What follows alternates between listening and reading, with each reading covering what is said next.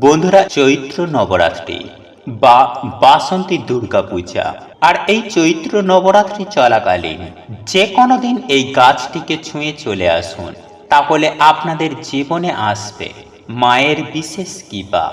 এর ফলে জীবন থেকে গরিবি মিটে যাবে, সারা জীবন সুস্থ ও নিরোগ থাকবেন। হ্যাঁ বন্ধুরা, আপনারা একেবারে ঠিকই শুনছেন। বন্ধুরা, এটি খুব গোপন একটি টিপস।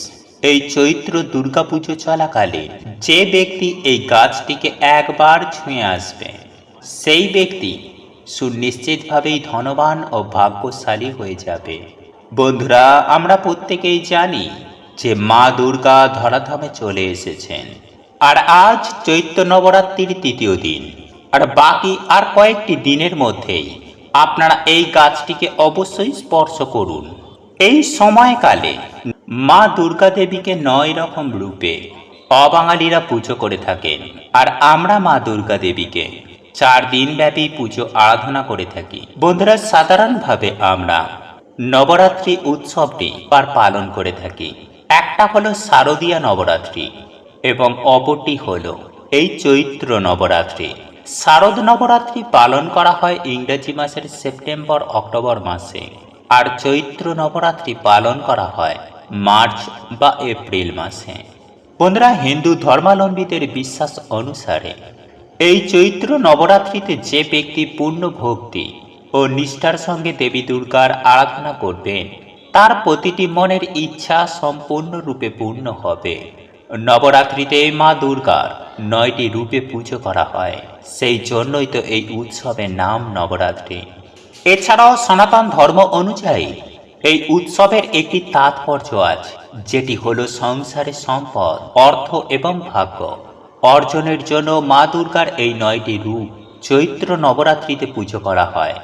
কিন্তু বন্ধুরা, আপনারা কি জানেন যে চৈত্র মাসের নবরাত্রি পুজো চলাকালীন শাস্ত্রের বিধি অনুসারে সকালে ঘুম থেকে উঠে স্নান করে পরিষ্কার কাপড় পরে দেবী দুর্গার নাম স্মরণ করে আপনি যদি এই গাছটিকে একবার স্পর্শ করেন, তাহলে আপনার যেমন গরিবি মিটে যাবে, ঠিক তেমনি আপনার মনের সমস্ত ইচ্ছা পূর্ণ হবে। আপনি যা বলবেন তাই সত্য হয়ে যাবে। কিন্তু আপনারা হয়তো খেয়াল করে দেখেছেন যে অবাঙালিরা এই নবরাত্রিতেও নবপত্রিকার পুজো আরাধনা করে থাকেন। এছাড়াও আমরা ছোট থেকে শুনে আসছি কলা বউ ভগবান গণেশের বউ, আর এই কলা বউ ভগবান গণেশের পাশেই থাকে, আর আমরা সারা জীবন এই ভুলটাই করে এসেছি। বন্ধুরা, এই কলা বউ গণেশের বউ, এই ভুলটা কোথা থেকে শুরু হয়েছে জানি না, কে শুরু করেছিল তাও জানি না, কিন্তু নবপত্রিকা অবাঙালিদের যেমন নবরাত্রি, যেমন 9টি রূপ দিয়ে মা দুর্গার যেমন পুজো আরাধনা করেন, ঠিক তেমনি এই নবপত্রিকা 9 রকম গাছ রূপে মা দুর্গাকে পূজিত করা হয়। বন্ধুরা, যেটাকে আমরা সকলেই কলা বউ বলি, সেখানে কাপড়ে জড়ানো শুধু কলা গাছ থাকে না, সেখানে 9 রকমের গাছ থাকে। বন্ধুরা, যেহেতু মা দুর্গা দেবীর রূপ এই নবপত্রিকা, আর তার মধ্যে থাকে এই কলা গাছ, তাই বন্ধুরা এই চৈত্র নবরাত্রি চলাকালীন আমরা কি করব সংসারের মঙ্গলের জন্য, যাতে করুণাময়ী মায়ের থেকে আমরা সুনিশ্চিতভাবে করুণা, আশীর্বাদ কিংবা দৃষ্টি পেতে পারি। বন্ধুরা, যে সকল ব্যক্তির বাড়ির উঠানের মধ্যে বেল গাছ আছে, সেই বেল গাছে মা দুর্গার এই চৈত্র নবরাত্রিতে মা দুর্গার পুজো আরাধনা চলাকালীন যদি পারেন তাহলে জল দেবেন, এবং সেই সঙ্গে সঙ্গে সন্ধ্যার সময় একটি করে প্রদীপ জ্বালিয়ে দেবেন বেল গাছের গোড়ায়। বন্ধুরা, এই বেল গাছ বাড়ির মধ্যে থাকা অত্যন্ত শুভ, তাই ভুল করেও এই বেল গাছ কাটবেন না। বন্ধুরা, আপনারা প্রত্যেকেই হয়তো কম বেশি জানি যে বেল গাছে ব্রহ্মা, বিষ্ণু, মহেশ্বর এই ত্রিদেবের বাস। বেল পাতা ত্রিনয়নের মতো থাকে, একটা ব্রহ্মা, একটা বিষ্ণু ও একটা মহেশ্বর। এছাড়াও এই বেলপাতাকে মনে করা হয় যে এই বেলপাতা দেবাদিদেব মহাদেবের ত্রিনয়ন। বন্ধুরা, সেই সঙ্গে সঙ্গে আমি আপনাদেরকে এটাও জানিয়ে রাখি যে এই বেল গাছের মধ্যে মা দুর্গা দেবী ও দেবাদিদেব মহাদেবের বাস, সেই সঙ্গে ব্রহ্মা ও বিষ্ণুর বাস। কাজেই এই চৈত্র নবরাত্রির দুর্গাপুজো চলাকালীন সময়ের মধ্যেই সকালে জল ও ফুল দান করা হয় এবং সন্ধ্যার সময় যদি প্রদীপ জ্বালানো হয়, তাহলে যে সকল মানুষেরা বিভিন্ন রোগ ব্যাধির মধ্যে ভুগছেন, হ্যাঁ বন্ধুরা, যারা নিত্য রোগ ব্যাধির মধ্যে ভুগছেন, যাদের সংসারে খুব অভাব অনটন লেগেই রয়েছে, যে সকল মানুষের জীবনে ঝগড়াঝাটি, কলহ, অশান্তি, রোগ ব্যাধি, জ্বালা যন্ত্রণা, বিপদ আপদ, দারিদ্রতা নিত্য সঙ্গী হয়ে রয়েছে, বিভিন্ন দিক থেকে বিপদ আপদ জীবনে লেগেই রয়েছে, তারা এই বেলগাছের গড়ায় প্রদীপ জ্বালিয়ে জল দিয়ে মনের ইচ্ছা, মনের অভিলাষা, মনস্কামনা আপনারা অতি অবশ্যই জানান। মা দুর্গা দেবীকে স্মরণ করে আপনাদের মনের ইচ্ছা জানাবেন। মা লক্ষ্মী দেবীকে স্মরণ করে আপনার মনের ইচ্ছা জানাবেন। তাহলে আমি সুনিশ্চিতভাবে বলতে পারি যে আপনাদের মনের ইচ্ছা সুনিশ্চিতভাবে অবশ্যই পূর্ণ হবে। এটা আমি বলছি না, এটা শাস্ত্র বলছে। কেননা বেল গাছ আমাদের কাছে এতটাই শুভ, এতটাই মঙ্গলময় একটি গাছ, যা বলার কোনো অপেক্ষাই থাকে না। তাই বন্ধুরা, এই চৈত্র নবরাত্রি চলাকালীন সময়ে আপনি দু হাত দিয়ে স্পর্শ করে কপাল ঠেকিয়ে এই বেলগাছকে প্রণাম করবেন। তবে একটি বিষয় মাথায় রাখতে হবে যে যাদের অসুখ চলছে, যাদের শরীর খারাপ করেছে, তারা কিন্তু এই উপায় বা ক্রিয়াটি করবেন না।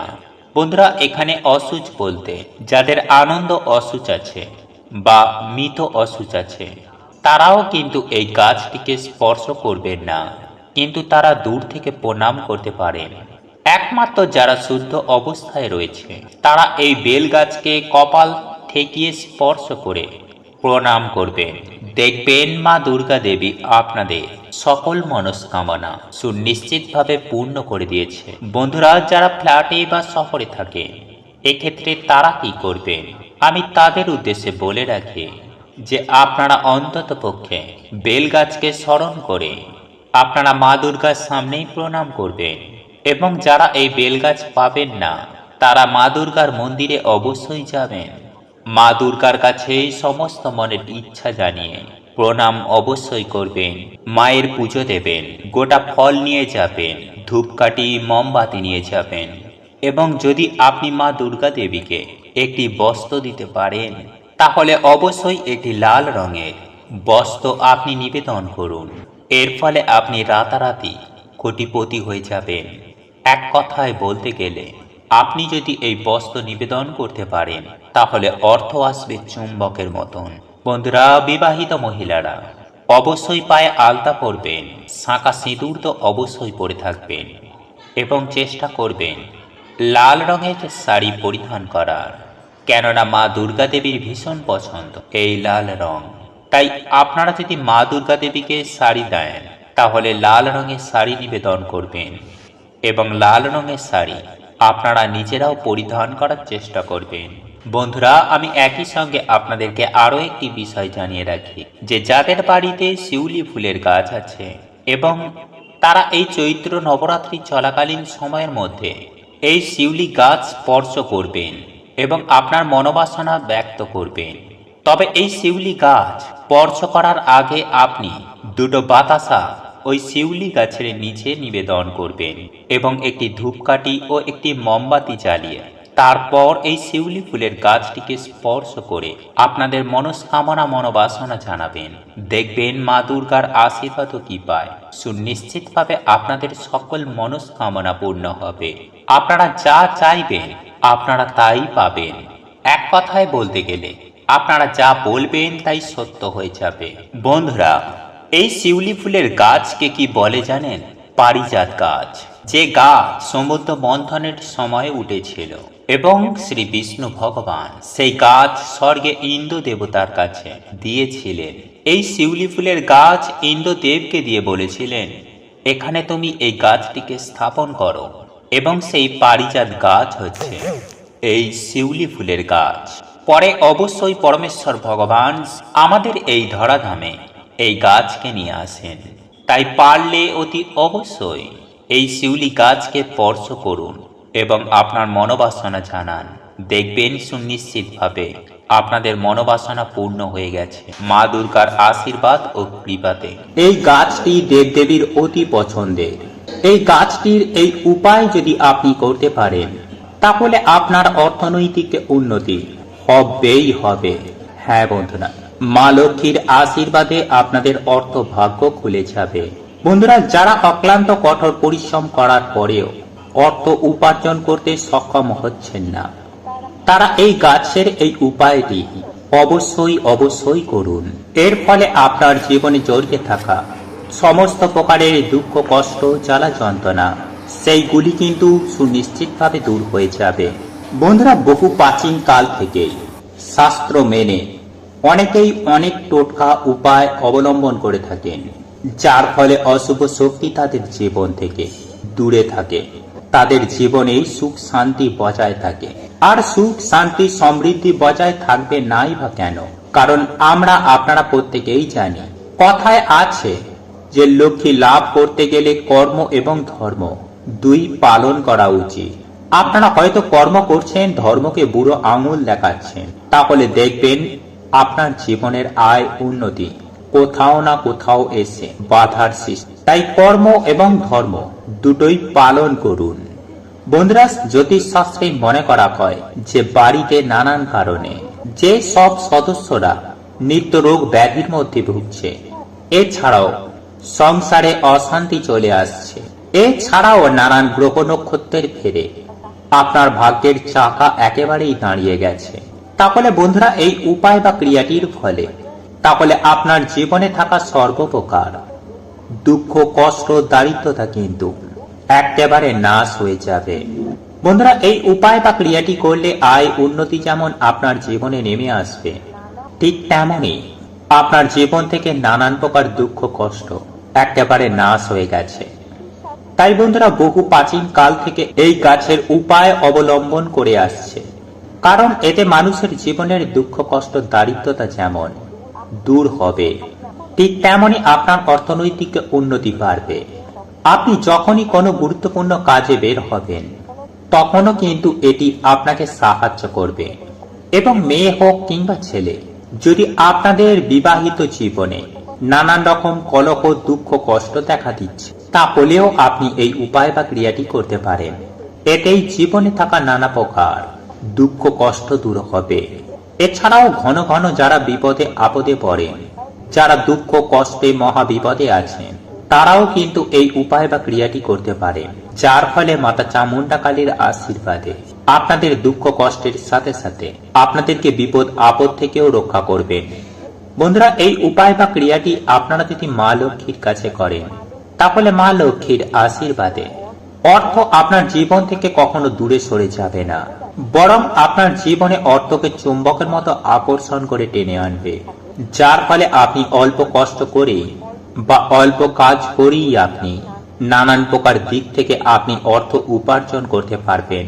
বন্ধুরা, আমরা প্রায় আমাদের আশেপাশের লোকেদের দেখেছি যারা অল্প কাজকর্ম করে প্রচুর টাকা আয় উন্নতি করেছে, কারণ তাদের অর্থ ভাগ্য বিশাল উন্নত, আর অর্থ উপার্জনের দিক থেকেও কোনো রকমের বাধা বিঘ্ন নেই। সেই কারণেই তারা অর্থকে খুব সহজেই কামিয়ে নেয়। বন্ধুরা, আমাদের আশেপাশে এমনও মানুষ আছে যারা সকাল থেকে রাত পর্যন্ত যদি 24 ঘন্টা না খেয়ে যদি কাজ করে থাকে, তবুও তারা অল্প কিছু টাকাই উপার্জন করতে পারে। তাই এই সমস্ত বাধা বিঘ্ন থেকে নিজের অর্থ ভাগ্যকে চাঙ্গা করে তুলতে এই উপায় বা ক্রিয়াটি অবশ্যই জীবনে একবার প্রয়োগ করুন। চলুন এইবার মূল আলোচনায় প্রবেশ করা যাক। তবে মূল আলোচনায় প্রবেশ করার আগে ওম নমঃ শিবায়, হর হর মহাদেব, জয় শ্রীকৃষ্ণ, রাধে রাধে লিখে কমেন্ট অবশ্যই করবেন। বন্ধুরা, আজ আমি যে জিনিসটির কথা বলছি তা হলো লাল চন্দন। বন্ধুরা, আপনারা এই লাল চন্দন যে কোনো দশকর্মা ভান্ডার থেকে পেয়ে যাবেন, বা যেখানে ঠাকুরের সামগ্রী পাওয়া যায় সেখান থেকেও আপনারা এটি পেয়ে যাবেন। আপনি যেখান থেকে হোক নাই কেন, সামান্য একটুখানি লাল চন্দন নিয়ে নেবেন এই লাল চন্দন কাঠ নেওয়ার পর সেটি আপনি আপনার বাড়িতে নিয়ে আসুন। বন্ধুরা, যদি আপনার গৃহে এই লাল চন্দন কাঠ না থেকে থাকে তাহলে আমি আপনাদের কাছে বিনম্রভাবে অনুরোধ করব, তাহলে আপনারা দুটি লাল চন্দন কাঠ আনবেন। একটি আপনার বাড়ির জন্য আর অন্যটি আপনি এই উপায় বা টোটকাটি করার জন্য। বন্ধুরা, এই লাল চন্দন কাঠ আপনি যখন আনবেন তখন আপনি কাউকেই জানাবেন না। আর হ্যাঁ, একই সঙ্গে জানিয়ে রাখি যে এই উপায় বা ক্রিয়াটি আপনাকে গোপনীয়তার সঙ্গে করতে হবে। কারণ বন্ধুরা, আমরা প্রত্যেকেই জানি কেউ কারোর ভালো দেখতে পারে না, তাই এই উপায় বা ক্রিয়াটি আপনাদেরকে সবার আড়ালেই করতে হবে। কারণ এই উপায় বা ক্রিয়াটি আপনি যদি সবাইকে জানিয়ে করেন আর কারোর নজর দোষ পড়ে যায় তাহলে কিন্তু আপনি এই উপায় বা ক্রিয়াটি থেকে কোনো সুফল পাবেন না। কারণ আমরা প্রত্যেকেই জানি যে গাছের ছাই আর মানুষের হাই কখনো কাউকে বড় হতে দেয় না। তাই আপনি নিজেই ঠিক করুন যে আপনি এই উপায় বা ক্রিয়াটি সকলকে জানাবেন না গোপনীয়তার সাথে করবেন। যাই হোক বন্ধুরা, আপনারা যে দুটি লাল চন্দন কাঠ আপনার বাড়িতে নিয়ে আসবেন, দুটো চন্দন কাঠকেই ভালোভাবে গঙ্গা জল দিয়ে ধুয়ে নেবেন। বন্ধুরা, ঠাকুরের যে কোনো জিনিস গঙ্গা জল দিয়ে শুদ্ধ করা অতি উত্তম, যার ফলে ওর কার্যকারী ও সিদ্ধি করার জন্য সেটি জাগরন্ত হয়ে যায়। যাই হোক বন্ধুরা, এই লাল চন্দন কাঠ গঙ্গা জল দিয়ে ধুয়ে শুদ্ধ করার পর সেটিকে রেখে দেবেন এবং তার পরের দিন ভোর ভোর ঘুম থেকে উঠে আপনারা যদি পারেন গঙ্গা স্নান করতে পারেন, অথবা আপনারা আপনাদের স্নানের বালতির জলে সামান্য গঙ্গা জল মিশিয়ে দিতে পারেন এবং সেই জলটি দিয়ে আপনারা স্নান করবেন। স্নান করার পর আপনারা পরিষ্কার বস্ত্র পরিধান করবেন। বন্ধুরা, পরিষ্কার শুদ্ধ বস্ত্র পরিধান করার পর আপনারা অবশ্যই সকালে, তবে হ্যাঁ, সকালে ঘুম থেকে উঠে অবশ্যই আগে বাড়ির বাসি পাঠ সেরে নেবেন, তারপরেই স্নান করে শুদ্ধ বস্ত্র পরিধান করবেন। বন্ধুরা, যাদের বিবাহিত জীবনে প্রচুর দুঃখ কষ্ট অশান্তি লেগেই থাকে, কিংবা যাদের বিবাহ হচ্ছে না এবং যারা বিবাহিত জীবনে সুখী নেই, যাদের জীবনে সন্তানের অভাব বহুদিন ধরে, বিবাহিত জীবন হয়তো বহুদিন কেটে গেছে কিন্তু সন্তানের জন্য জীবন ছন্নছাড়া হতে চলেছে, তারা অবশ্যই একটি লাল চন্দন কাঠ নিয়ে দেবাদিদেব বাবা মহাদেবের মন্দিরে শিব পার্বতী যেখানে রয়েছেন সেখানে গিয়ে পূজা দেবেন এবং সেখানে পুজো দেবার পর আপনারা সেই লাল চন্দনটি সেখানে পণ্ডিত মশাই বা ঠাকুর মশাইকে এটিকে দান স্বরূপ দিয়ে দেবেন, যেন এই চন্দন কাঠটি ঘষে মন্দিরের পুজো পাঠে লাগানো হয়। বন্ধুরা, এর ফলে আপনারা ভীষণভাবে উপকৃত হবেন। বন্ধুরা, যাদের ঘরে স্বামী স্ত্রীর মধ্যে দিন রাত অশান্তি ঝগড়া ঝামেলা কলকট লেগেই রয়েছে সেটি কিন্তু থেমে যাবে দেবাদিদেব মহাদেব ও মাতা পার্বতীর আশীর্বাদে। বন্ধুরা, যাদের অর্থ জীবনে আয় উন্নতি নেই বললেই চলে, এক কথায় বলতে গেলে নুন আনতে পান্তা ফুরায় অবস্থা, যারা বহু কষ্টে জীবন যাপন চালাচ্ছে তারাও অবশ্যই এই লাল চন্দন কাঠের এই উপায় বা ক্রিয়াটি অবশ্যই করবেন। এই উপায় বা ক্রিয়াটি করার জন্য আপনাকে কোথাও যেতে হবে না। এই লাল চন্দন কাঠটি নিয়ে আপনারা এই লাল চন্দন কাঠটি মায়ের চরণে নিবেদন করবেন এবং আপনাদের সাধ্য ও সামর্থ্য অনুযায়ী আপনারা মা লক্ষ্মীর পুজো আরাধনা করবেন। এবং এই উপায় বা ক্রিয়াটি করার জন্য আপনাকে নিতে হবে একটি 16 আনার কয়েন, অর্থাৎ 1 টাকার একটি কয়েন। বন্ধুরা, এই উপায় বা ক্রিয়াটি করার জন্য আপনাকে 1 টাকাই নিতে হবে। আপনি হয়তো ভাবছেন 5 টাকা কিংবা 10 টাকার কয়েন নেবেন। না বন্ধুরা, এই উপায় বা ক্রিয়াটি করার জন্য আপনাকে 1 টাকারই কয়েন নিতে হবে। এই 1 টাকার কয়েন আর এই লাল চন্দন কাঠটি আপনারা সবার প্রথমে মায়ের চরণে নিবেদন করে মায়ের পুজো আরাধনা করবেন। আপনাদের সাধ্য সামর্থ্য অনুযায়ী নৈবেদ্য দেবেন, কর্পূর জ্বালিয়ে মায়ের আরতি করবেন, ধূপ জ্বালাবেন, প্রদীপ জ্বালাবেন এবং মা লক্ষ্মীর যে কোনো একটি মন্ত্র অবশ্যই পাঠ করবেন। যদি মায়ের কোনো মন্ত্র আপনাদের জানা না থাকে তাহলেও অন্তত পক্ষে ওম লক্ষ্মী নারায়ণী নমঃ এই মন্ত্রটি অন্তত পক্ষে 21 বার জপ করবেন। তারপর আপনাদের মনোবাসনা মনস্কামনা জানিয়ে মায়ের কাছে প্রণাম জ্ঞাপন করবেন এবং পরের দিন স্নান করে শুদ্ধ বস্ত্র পরিধান করে আবারও মা লক্ষ্মীর পুজো আরাধনা করবেন এবং তখন মায়ের আশীর্বাদ স্বরূপ আপনারা ওই 1 টাকার কয়েনটি তুলে নেবেন। আপনারা ওই 1 টাকার কয়েনটি চন্দন মাখিয়ে তুলে নেবেন এবং এই টাকাটি আপনারা কোনো পরিস্থিতিতে কাউকে দেবেন না। এটি নয় আপনার মানিব্যাগে রাখুন কিংবা আপনার পার্সে রাখুন, নতুবা আপনার আলমারি কিংবা লকারে রাখুন। দেখবেন কিছু দিনের মধ্যেই অর্থকে আপনার দিকে চুম্বকের মতো আকর্ষণ করে টেনে আনবে।